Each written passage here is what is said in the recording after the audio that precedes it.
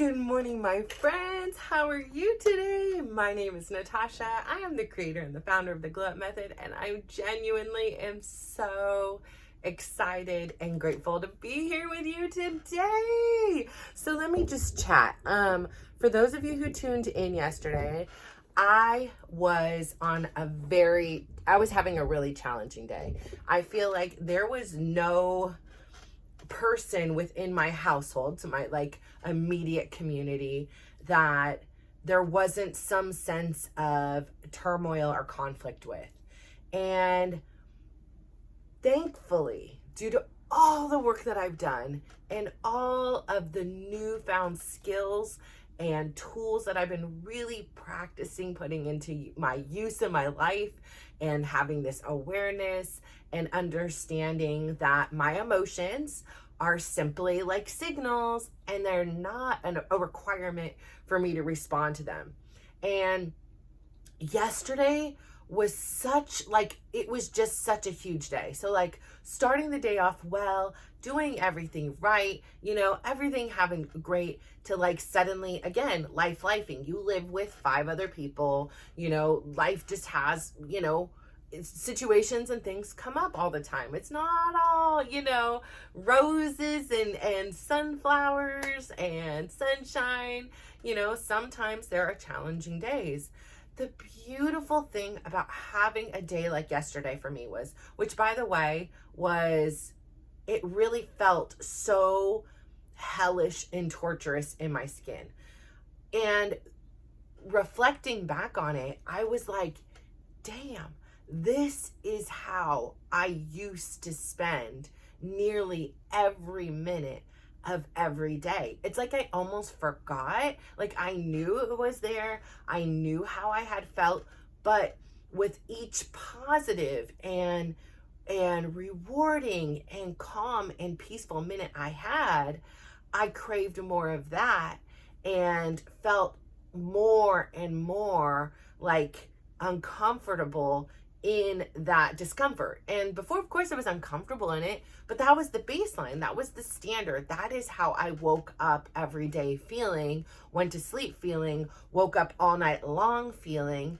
I can't describe it, and I don't know, and I really hope you don't understand what my experience was, but I'm sure some of you out there know exactly what I'm talking about, where it's just you're so stressed, your tension, your shoulders are up here, you're ready to fight, everything is coming at you, everything is attack, everything is a personal, literally underneath your skin, it feels electrified and tense and just, and it was just I felt sick to my stomach. I felt rageful at the smallest of things.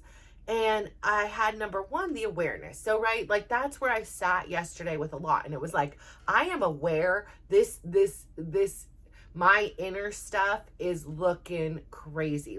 I am aware that there is something really majorly off going on in here. And the slightest of things, because I'm not operating in this calm, confident, peaceful place, every single little thing is a trigger. Every single thing is an attack. Every single thing is this give and take of the old version of me and the version I'm really, really, really practicing hard to become, the one that I'm proud of. If I'm lashing out on somebody, or I'm snapping, or I got a crappy tone with somebody, that is not who I want to be. That doesn't align with me. That too feels like crap. So, although I'm feeling crap now, I just feel like worse crap. And so really having the awareness and the time to say what's going on and start using tools. For me, exercise and getting my body moving, and whether it be just for me, I know some people don't believe in it, but it works for me. My little steps in my room, and being able to write and kind of get it out and try to understand what my experience is, and and release this prioritization that I've put on my life for everyone else. Because in that moment, I'm prioritizing everyone else, and I'm quick to say I'm sorry, and I'm quick to, accept blame. I'm quick to be the one to concede and be like, okay, well, if that makes you happy, then let me respond in a way that keeps you happy. So really having to play this like juggling act where it's like, that doesn't feel right, and only doing things my way all the time or the highway, that doesn't feel right either, because guess what? I want people in my life. If I live by myself, then okay, fine, do everything. But when you're part of a community, whether it be your home, your friends, the gym, there is a give and take. It's not just a take, take, take. And at least for my personality, I'm not a taker as much as I don't appreciate any longer being around people who just constantly take and don't want to contribute to the team as a whole. Like, I don't see the benefit in that type of person in my personal life. And so again, it was a really tough to be in that. And so I found myself really having to think about consciously, start using that left hand, just like with the quick clicker here, when I was in this state, to kind of get back to like where I need to be inside my skin to just operate at a normal function. And so I did a lot. Like I said, I did exercise. I did journaling. I left the house. I did I literally had to do it on here because I was still feeling a little bit amped up. I wasn't as to my extremes that I had before and after, but it was still I could feel it pulsing in my body. I meditated. I even listened to this really peaceful, beautiful music that kind of connected with me. I practiced breathing. What else did I do? I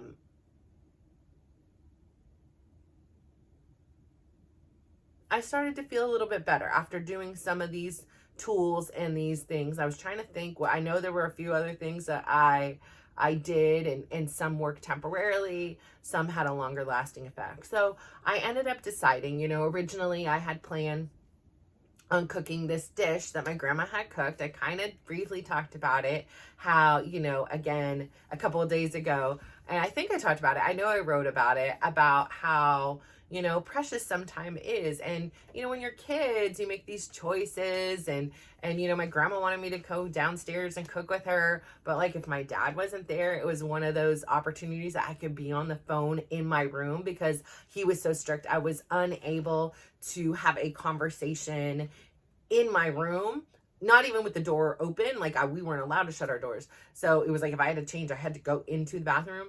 But because my grandma was there, I actually was a little bit sneaky. Sorry, Grandma.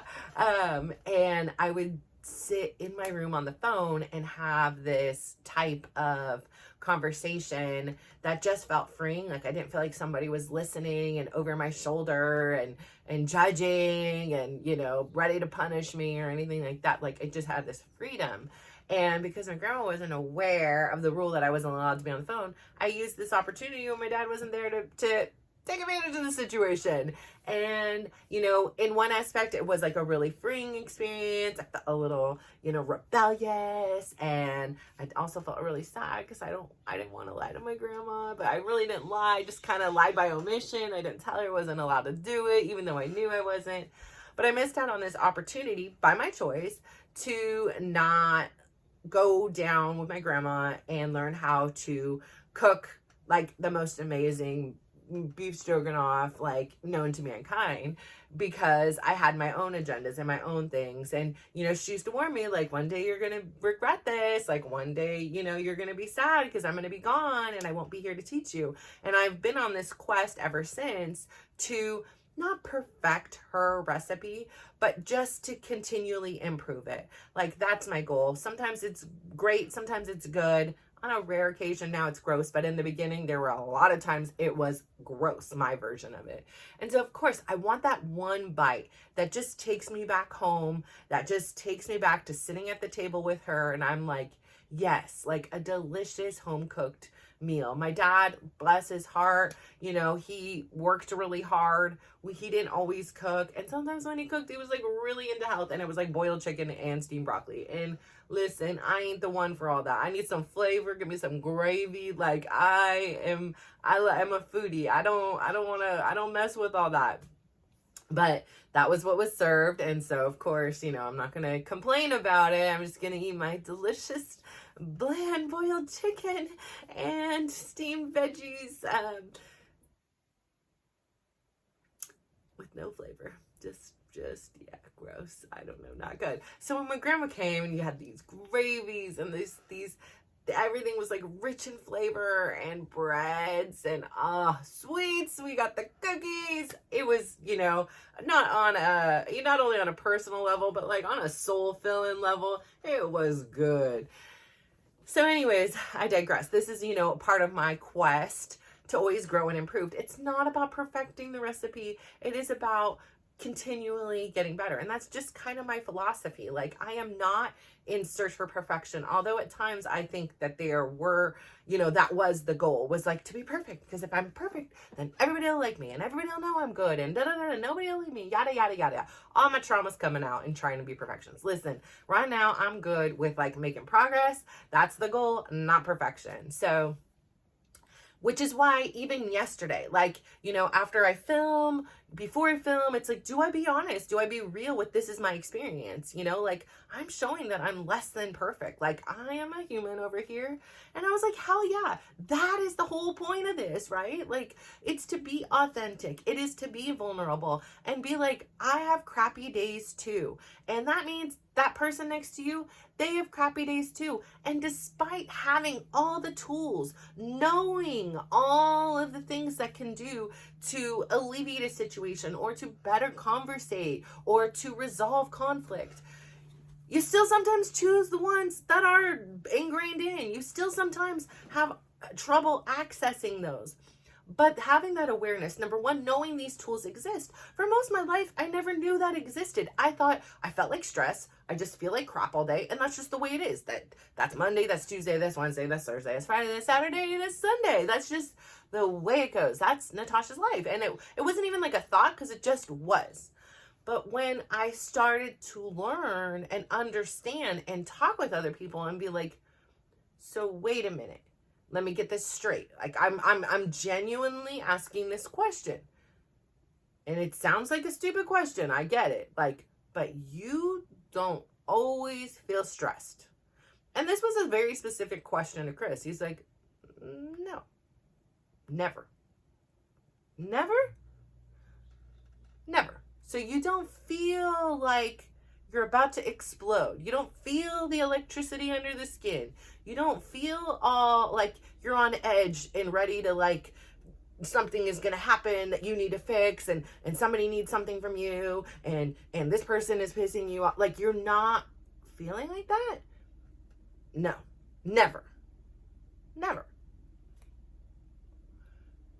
It got me curious. I was like, okay, well, this is Chris. Chris is Chris. He's a different kind of beast.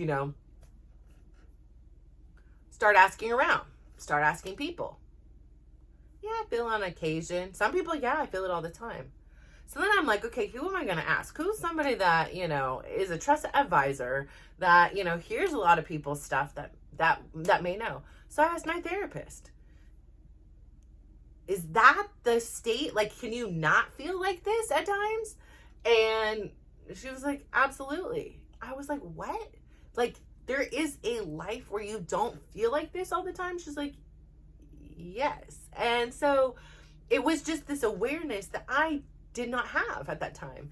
And so the interesting thing is, as I began to surrender and release this stress, one of the ways I was I stopped taking on the world in my household, and I started to recruiting Chris to do more of the things. I started to trust the process that I may ask him to take the kids to school some days. That may mean they're late. That may mean they don't get their Tasha TED Talk every single morning and, have the pump up jams and the good morning playlist. But that also means that I have a time and space to practice, find, become aware of things that don't make me feel like I'm living in a hell in my skin that I cannot escape from, which I can escape from. And I had to come to terms with that. And I had to come to terms with maybe my younger kids will resent me for not taking them to school versus that. And so there's so many questions like, are you guys sure you're okay with dad taking you to school? Like, I can take you, I can still do it. I just need this extra time, and he's leaving anyways on these days. And, like I'm coming in all panicked, and they're like, Mom, it's cool. I don't care who takes us. And sometimes I think these are boys, and sometimes I think that they're like, they enjoy my Tasha TED Talks. But I think sometimes they're like, it's way too early for this kind of talk in the morning, Mom, and this hype of a music. So, I think that I had to ultimately do what was best for me, and proving to somebody else who wasn't even my kids. Like, if my kids were like, yeah, for me, that's an important time with you. Hell no, there wouldn't have been a consideration. But when they're like, whatever, dude, Mom, I don't care who takes me to school. It isn't that deep to me at all. Then why am I making it so deep? So that somebody else can see that I dropped my kid off at school and now they think I'm a good mom because of it? Like, and does that mean that the mom that can't take their kid to school is a bad mom? No. Does that mean, the kid that opts to walk or take the bus is a bad parent? No. I don't sit there and think that like, that mom must be a bad mom. I just saw her son get off the bike. No, I'm not even thinking like that. So why am I putting all these rules on me that like I'm a crap mom for not taking my kid to school? Oh, I don't know. Probably because my mom didn't take me to school, and so I'm making this story that applies only to me. Anywho'sville. So yesterday I live in this stress, right?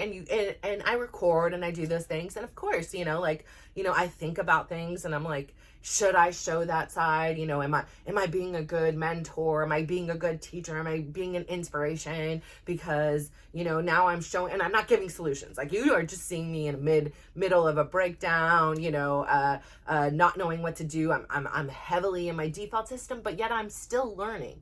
I'm open. I'm curious. I'm trying new things. So I'm like this kid, who is, graduated from the T-ball where the T was there and ready. And now it's like, balls are coming at me and I don't have the T. I don't have that security net, but I know what to do. I know how to swing when the ball comes, but sometimes it might hit me.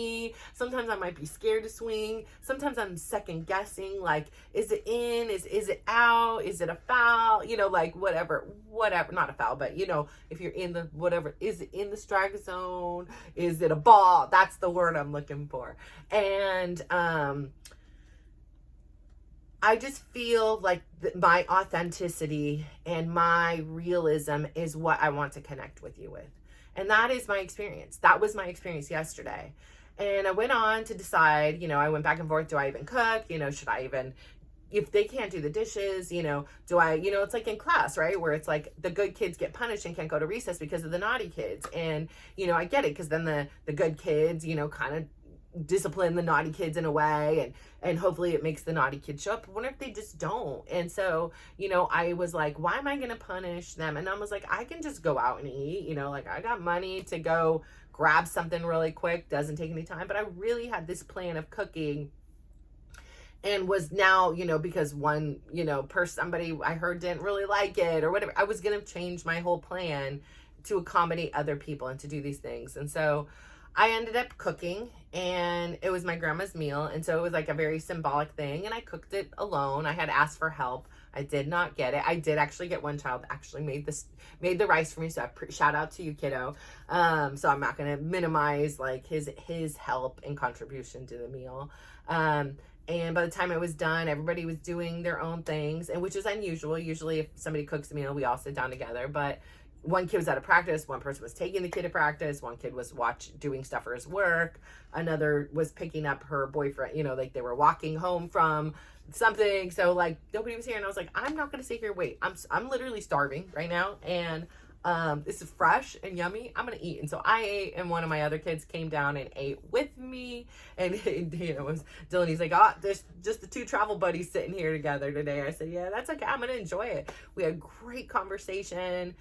I mean, the food was so good. I literally was like, I am so stuffed. He was like, why are you making this out? I was like, he's like, is it bad? I'm like, No, I just literally cannot even fit another thing in here. I am like, I enjoyed and like, there's those parts of me, like even eating the meal where I'm so accustomed. And I was like, I don't want to take a little more gravy because that means that the next person may not have enough. And I was like, girl, take the freaking gravy right now. Like, there's plenty of gravy for other people. You do not need to sit here and continually sacrifice, especially after the day you've had.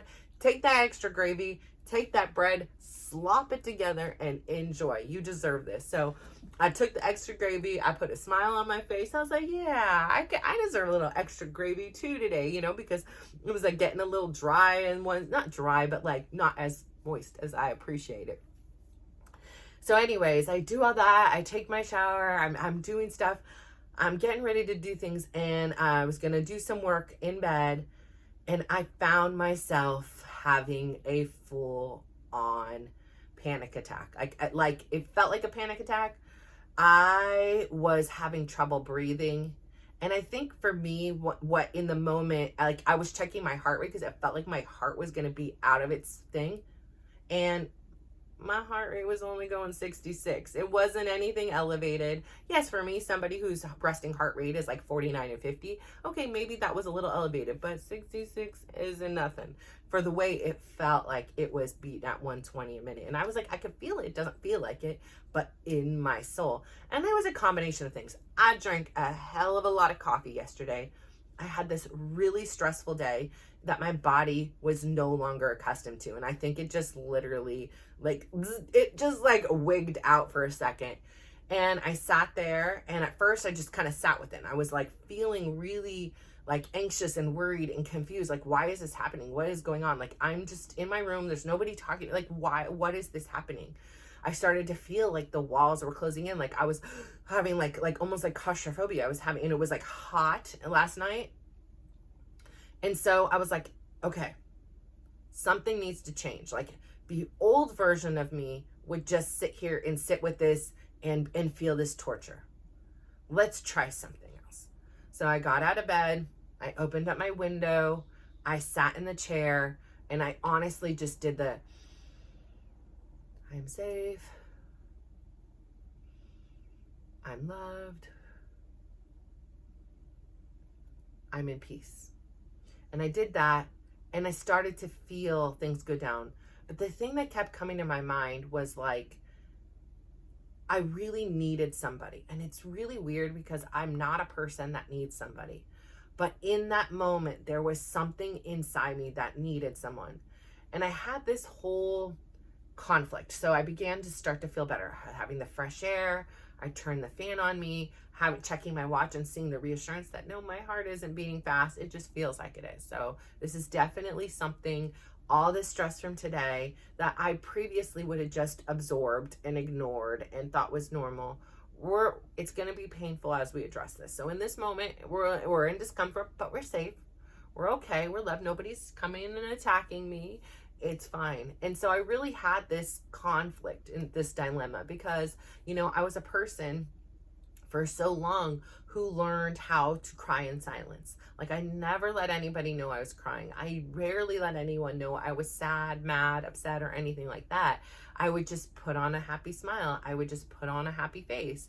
I would just pretend it away. Oh no, it's fine. It's okay. Like, it's fine if you did that. Like, don't even worry, you know, like, so I became really, really good at that.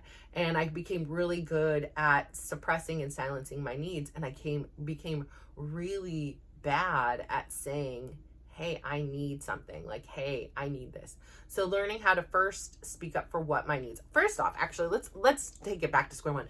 Figuring out what the hell my needs are and what my wants are.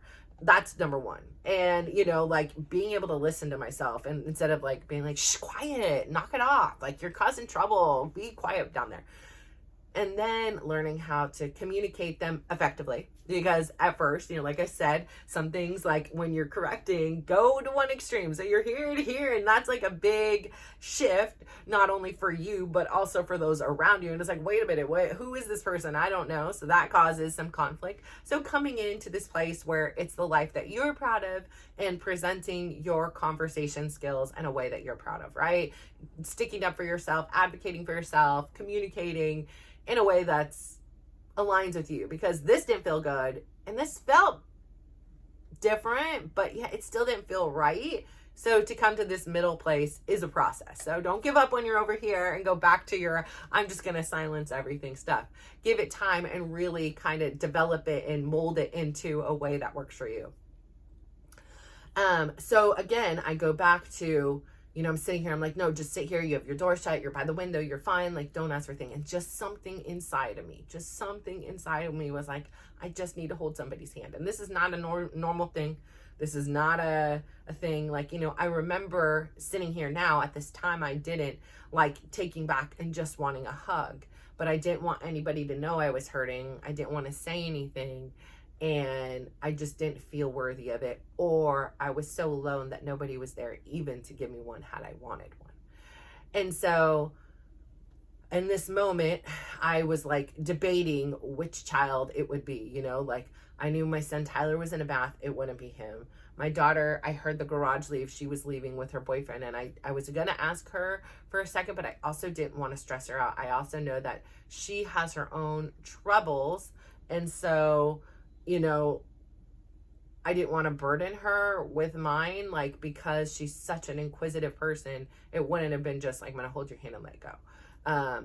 And so Brad, there's no way. If I said, come hold my hand, he would think I just about lost my mind, because he is not a hugger. And for so many years of my life, I wasn't either. It's like, I don't like hugs. I don't want to be touched. Like, I had to learn how to be touched, like even by my children. Like I remember like when Brad was little, like he would like touch me, like he was a toddler, touch me, and I would just feel that electric, like, don't touch me, I don't want to be touched, and every hug was so awkward. And I've really evolved into this person that actually enjoys, and in this instant craves, a physical touch. And so to help calm me, so again, I just texted my son like, hey, can you come in here for really quick? And I was like, hey, I'm just gonna be honest, I'm struggling right now. Like, I'm okay physically, like I'm okay, I'm just struggling. Can you hold my hand for a moment? Like, and there was just something about being able to like almost like link up with like his breath. And he didn't ask me any questions, wasn't like, what's going on, what's the matter? Like I gave him the reassurance, like I'm fine, my heart rate's fine, I just feel a little bit off, I don't know, feel hot or what it is, like, can you just hold my hand for a minute? And so I held my hand, I closed my eyes, I put my hand on my chest, which again, I've shared with him, as he has this very high stress occupation at the moment. And so, I'm trying to teach him the skills and tools that I learned now so that he can apply them in these high stress situations that he puts himself into. And so just holding his hand for probably a minute straight, maybe it was 2, I don't know, just somehow just like helped make the situation kind of melt away. And so between the breathing, between connecting to someone else's breath, between, the meditation and the music I had listened to, between all the tools, that was like the final thing. And then we just chatted about other stuff. It wasn't, I was like, okay, as I released or whatever, he was a dude, he's pretty intuitive to me. It wasn't like, you go, we need to talk. It was like, I felt good. It wasn't even like, oh, I'm not telling him because of it. Like, it just something helped to feel good. Like, and I was fine for the rest of the night. And I woke up this morning feeling fine and grateful. And so again, like when I took my walk, there's many different ways. And I was like, I'm going to be really nice to my nervous system today. And we're going to take the easy way. And we don't need to keep pushing my body to the extremes all the time, and let my body recuperate from having this experience with this extreme stress again, in which it is now unaccustomed to. So as a reminder, it reminded me, I'm so grateful and appreciative of the awareness and all of the work I choose one step at a time, all the progress. Yes, there are days like yesterday where I don't get it right, and I wasn't able to catch it in enough time and be the best person and be perfect. But I was able to grow tremendously. I was able to have these real life lessons and examples, and know that I don't need to just respond and blow up at everybody and destroy these relationships that I've worked really hard to repair and maintain. I don't have to be cruel to anyone else. I don't have to be cruel to myself. And so I say all this to say, I know throughout the course of your lifetime and perhaps your day, you are somewhere in between. Perhaps you're like I was and living in stress, overwhelm, depression, anxiety, you name it, all the time. And that maybe is the only way that your existence even knows it being. I mean, I was in my 40s before I knew that there was this other option. Or you could be like I am now, most days and most things, where you have this sense of inner peace and zen. It's kind of like an ocean where you see, on the outside, like it's just the waves, there's tidal waves, there's big waves, it's crashing, it's curling, but underneath the surface there's this calm. And so now I'm like the ocean where there most days and most time there's this sense of calm and there's this sense of peace. And yes, external things come in and I need to learn how to respond versus react to them.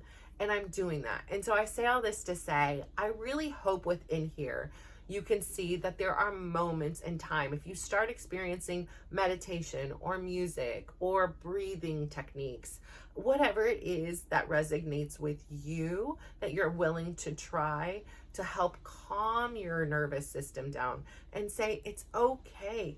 We do not need to be in fight or flight or freeze mode all the time. We can exist in a way, you can exist in a way that is peaceful. And I know that's a challenge when you are in this hellish environment, but the more you get little moments of it, 30 seconds here, a minute here, the more your body knows it's safe to feel like that. And the more your body will crave that feeling and work really hard to combat when you're feeling out of sorts. So I say all this to say thank you for tuning in. Thank you for allowing me this platform and this motivating me to continue to figure it out. Yes, I could figure it out on my own, but that's great. But what about, like, there's this whole lesson lost, and what am I going to do with this information? Like, I'm learning from it, I'm practicing it, but some things you start to forget along the way as they become just your natural new version of you. And so I say that to say everything is possible. The way you feel right now, if it's less than exactly the way you dream it to be, the way you're proud of, you have the power to change it. So please go out there today. Make today day one, not one day. I'm looking so forward to launching in 2 more days. Well, like technically, right? Whatever. Few days. Today's Friday. We're launching Monday. However you want to cut it.